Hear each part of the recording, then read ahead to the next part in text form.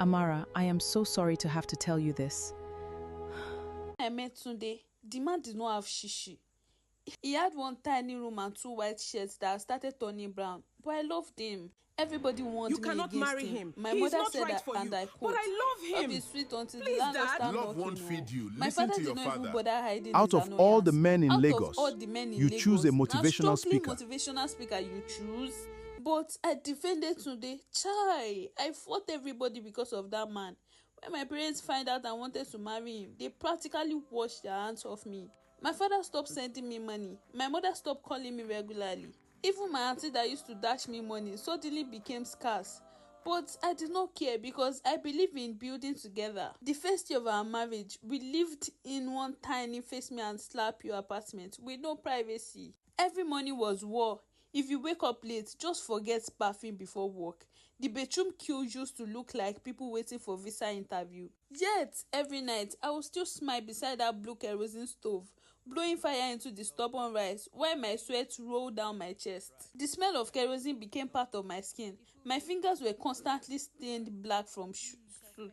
Sometimes I would look at myself and laugh because in my father's house I had never even once entered kitchen to cook with stove. But I adapted because of a man. I work as an admin officer and my salary was so small. Before alert entered, the bills I was already formed queue These waiting for numbers it. just don't add Still, up. I made sure How we am I ate. supposed When to pay today said he all wanted to these? start business, I emptied my savings Amara, for him without this is your thinking life twice. savings. At I believe first, in us, things were Tunde. hard. Then after a while, things changed. His business We picked worked up. so hard Small for money this, started Amara. entering. God We has move out really of one blessed us, face me and Tunde. slap you into a better apartment. Then from one car to two. From manage this month to my mother even began using my marriage as testimony point for prayer meetings. Things were good for a while. We would gist late into the night, laugh over silly things, eat noodles from one plate, even when there was enough With money you, to cook everything proper is. food. You're so Sometimes, Tunde cheesy. will randomly hold my face and say, This is the woman "See that this woman that suffered with suffered me. with me. God will bless you for me." Then I got pregnant and everything changed. At first, I thought pregnancy would just be cravings and cute baby bumps like those influencers on Instagram. Nobody warned me that pregnancy could humble somebody. From my second month, I was constantly dealing with morning sickness, the kind of nausea that makes toothpaste smell like kerosene. Even the scent of stew used to make me run to toilet. There were days I would throw up until tears entered my eyes. My body stopped feeling like my own. I was always tired, always uncomfortable and irritated. My back ached constantly. Pregnancy turned me into somebody I barely recognized. Tunde tried at first. He would rub my back sometimes, buy fruits, massage my leg. But one thing that remained constant was he would still want intimacy. Unfortunately, I did not even want anybody touching me. By the time I entered my 6 months, I completely stopped sleeping with him. Not because I hated him or I was trying to punish him, I was just exhausted. Sometimes he would hold me at night and kiss my neck softly. "Baby, please now." I would immediately feel guilty Amara, because I please. knew he missed Tunde, me. stop. But my I body can't. simply shuts down. Even just wanted to hugging be feel like close. stressing some days. There was one night I remember clearly. I was laying down trying to ease my back pain when he moved closer and started touching me gently. I snapped instantly. "Today, please, I'm tired."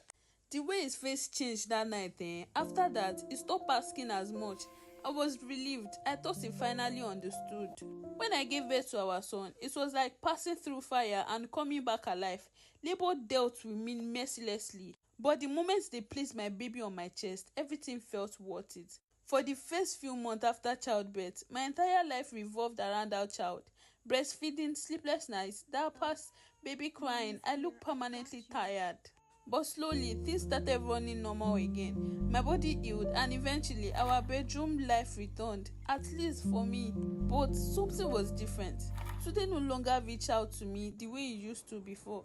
This man could not even keep his hand to himself. But I started noticing that I was the one always initiating intimacy. At first, I thought maybe it was just stress from work. Until one afternoon when my friend Chioma called me. "Amara, where is Tunde?" "At work now," I answered casually while rocking my baby. There was silence. Then she said gently, "I just saw him at an hotel." My heart started beating strangely. "Hotel? With who?" "A woman," she responded. That evening, I confronted him immediately. Tunde, where were you today? At work, he answered without blinking. Are you sure? Yes now, why are you asking? I mentioned the hotel. For the first time in years, I watched my husband lie smoothly to my face. Right That's now. You are impossible. overreacting. Your friend probably saw somebody else. Then he even got angry and offended. He started accusing me of not trusting him. That night after I slept, something kept disturbing me. So I picked his phone. My hands were really literally shaking. At first, I saw nothing. Then I entered deleted messages. My eyes almost popped out of my socket. I saw different chats from different women. Some messages were sweet, some were vulgar, some women sent in pictures, some called in pet name I thought belonged to only me. One message almost made me throw up. I miss last night already. I remember staring at those words while my baby slept beside me peacefully, completely unaware of what his mother was going through. And the worst part was that the cheating did not even start recently. It started while I was pregnant, carrying his child. While my body was breaking to bring our son into the world, my husband was sleeping with other women. For days after finding those messages, I moved around the house like a ghost. I cooked, cleaned, bathed my baby. But inside, I harbored resentment for my husband, which was slowly turning into hate. The worst part was that he was still behaving completely normal, calling me baby like his mouth was not polluted with lies, and because I did not confront him yet, I was calming the pain alone. One afternoon, after finishing changing tired and dizzy for days and realizing my period was late, I took a pregnancy kit test and it was positive. I remember sitting in the bedroom floor, staring at those two lines like they were written in another language. I started crying immediately because how was I pregnant for a man I was beginning to hate? I hid it from him. I could not even bring myself to tell him. A few weeks later, I went to the hospital to register for antenatal. During the registration, they ran some routine tests. A few days later, I was asked to come back to see the doctor. At first, nothing feels unusual. The doctor kept flipping through papers quietly. Then she adjusted her glass and looked at me. In that careful ways doctor looks at people when they have bad news coming. Mrs. Adebayo, your test results came out reactive. I frowned immediately. Reactive to what? She paused, then said softly, your HIV screening came back positive. I swear to God, for a few seconds, the entire room stopped moving. Everything became blurry, like I was underwater. No, I immediately said, that's impossible. I started shaking uncontrollably. The doctor moved closer, I am asking if I so was okay, sorry, but I couldn't Amara. answer. Because how do you process something like this for one moment? Everything I sacrificed for that man. This was how he chose to pay me back. Anyways, come back for part 2, guys. If you were in my shoes, what would you do?